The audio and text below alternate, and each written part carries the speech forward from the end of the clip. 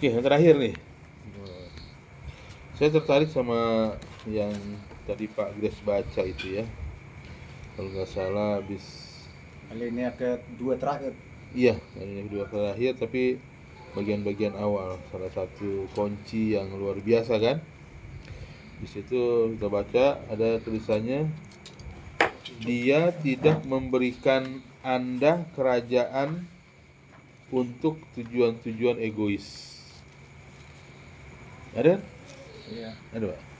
Dia tidak memberikan Anda kerajaan. Maksudnya kita nggak mungkin masuk surga kalau kita egois.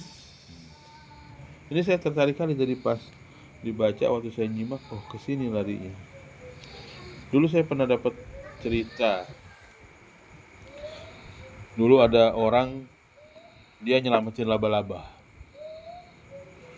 Wah, laba-laba ini lagi menderita lah, mungkin terjepit sesuatu, diselamatkan sama seseorang. Nah, pas orang ini mati, masuk neraka. Tapi karena kebaikan hatinya ini, laba-laba itu datang. Lihat, ih, ini orang yang dulu nolong saya. Dia kasih jaringnya, Pak. Laba-laba. Senang lah kan orang ini kan. Dia naik pakai jaringnya laba-laba. Tapi begitu dia lagi naik, orang lain pada ngikutin di belakangnya, di bawahnya. Putus lah. Ikut juga. Begitu lagi ikut, ditendangin, Pak. Bukan putus. Ngapain kau ikut-ikutan sana, turun-turun, kau masuk neraka sana, aku yang mau di... Nah, itu kan egois kan, berpusat pada diri sendiri. Akhirnya laba-labanya pas lihat gitu, udah mau sampai dia keluar dari bibir neraka itu, wah ini nggak benar ini, udahlah masuk aja lah sekalian, putusin jaringnya. Karena egois juga yang Karena ditolongnya ini. egois. Kenapa orang lain kalau mau ikut nggak dikasih? Kadang-kadang kita gitu, kita punya keegoisan, kita aja yang seneng. Ah bodoh amat orang lain, nggak kenal ini, kenal pun siapa gitu kadang-kadang. Makanya sama kayak main bola. Main bola itu kan tim kan. Nggak mungkin si Ronaldo segitu hebatnya dia main sendiri. Hah? Diganjel 2 orang aja mati dia. Tapi dia harus bisa main tim dia. Kalau bisa ya jadi kapten lebih bagus lagi dia. Dia gerakin semuanya dari kiper, back, tengah sama penyerangnya. Temennya dia misalnya. Harus dia bangun tim. Kalau nggak bisa. Teamwork namanya. Itulah kalau yang secara rohani dibilang menjadi satu tubuh. Tubuh Kristus. Kelingking, jangan kau merasa paling kecil, nggak ada gunanya. Kalau nggak ada kelingking, repot kita, ya kan? Mata paling berharga, tapi dia kalau nggak ada kaki, mau jalan bingung dia. Memang dia bisa mengarahkan kemana langkahnya, jalan yang mau ditempuh. Tapi kalau nggak ada kaki, yang jalan gimana dia? Tapi kan jadi satu kesatuan. Nah itulah yang dibilang kita jangan egois. Nggak bisa kita sendiri saja untuk merasakan hadirat Tuhan, misalnya segala berkat-berkatnya juga. Puji Tuhan kalau kita hidup kita diberkati, kita pun menjadi berkat bagi orang lain, ya kan? Jangan kita egois, jangan kita mentingin diri sendiri. Apalagi kita sampai nipu orang, sampai memeras orang, sampai pokoknya hal-hal nggak kemana harta ini, ya kan? Mau sampai mana sih? Pahi aja kemarin udah agak pusing juga ngomong kan. Gimana nih, udah tua. Saya udah nggak terlalu mikir harta lagi kata Pahi ya kan. Karena emang udah levelnya sudah di situ lah.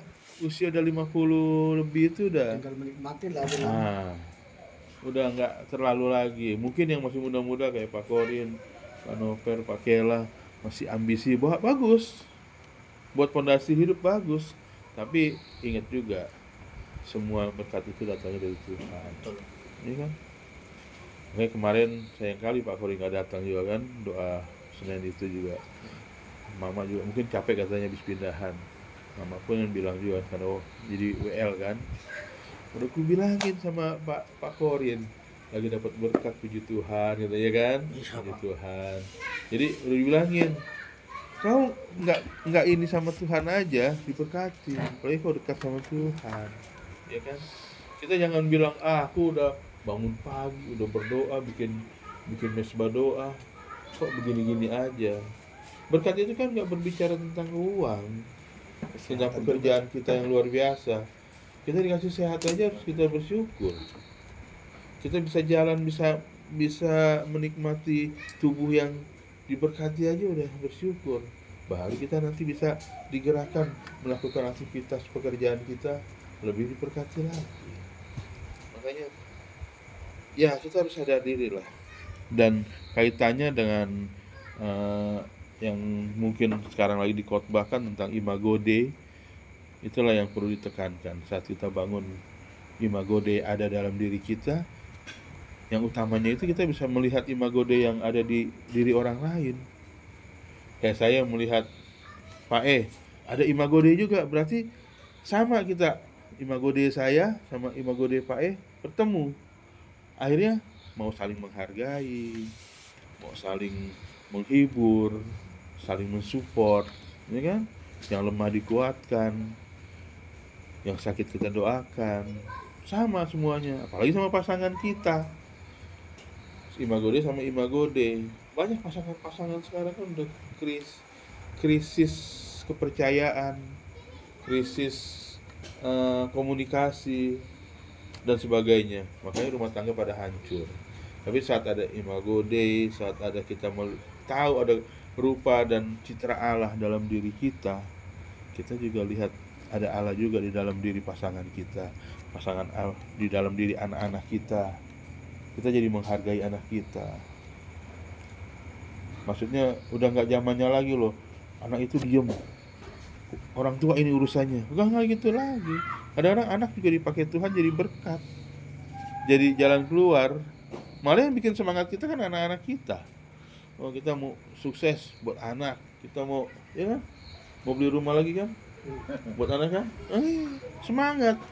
Itulah yang bikin kita jadi semangat buat anak. Dan kalau niat kita tulus, Tuhan berkati. Amin. Oke, terima kasih Pak. Baik, di nama Tuhan, apa pembacaan kita malam ini menjadi berkat bagi kita dan